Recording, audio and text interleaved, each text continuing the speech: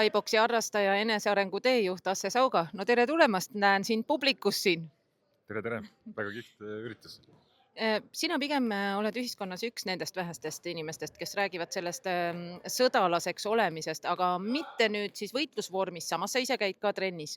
Selgita lahti, mida see vaimne sõdalane tähendab. Jaa, see tähendab seda, et meil kõige suurem võitlus, mis meil enda sees alati käib, on üle meie enda siis meele ja meie enda ego.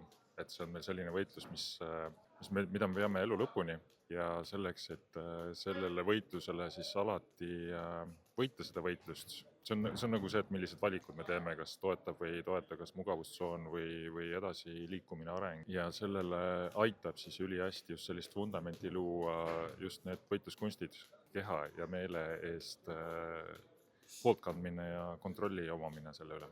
Samas võib-olla oled sa nüüd see ühendav lüli Eesti enesearengu maailmas ka, et kuidas ühendada see sisemaailm, see mentaalne rahu, härrasmehelikkus, mehelikkus, inimeseks olemine, humanism, samas siis selle nii-öelda füüsilise maailmaga, et mis see võti seal on, mida sa näed, et võitlussport võib selle ühenduslülina anda?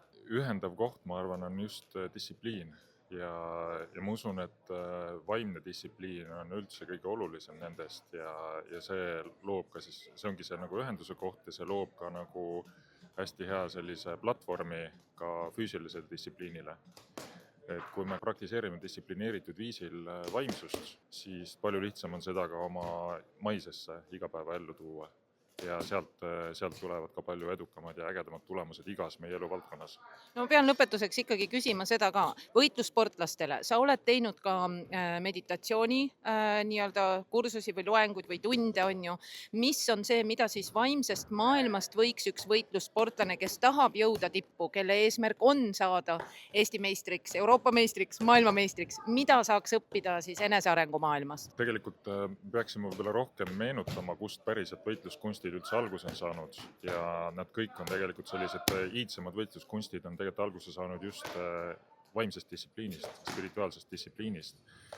Tänapäeva modernsemad võitluskunstid on natukene selle osa nagu nii-öelda tahaplaanile jätnud või ära unustanud mõned, aga tegelikult on ta kogu aeg käsikäes käinud ja ma arvan, et hea ongi meenutada seda, et kõik algab tegelikult meie sisemaailmast ja kui me sinna toome sellise ilusama korra ja distsipliini rohkem juurde, siis on palju vägevamad tulemused ka võitlusspordis ja meie keha siis füüsilises arengus ja ka meele arengus. Et need kaks on alati kogu aeg käsikäes ja peaksid ka edaspidi käsikäes käima.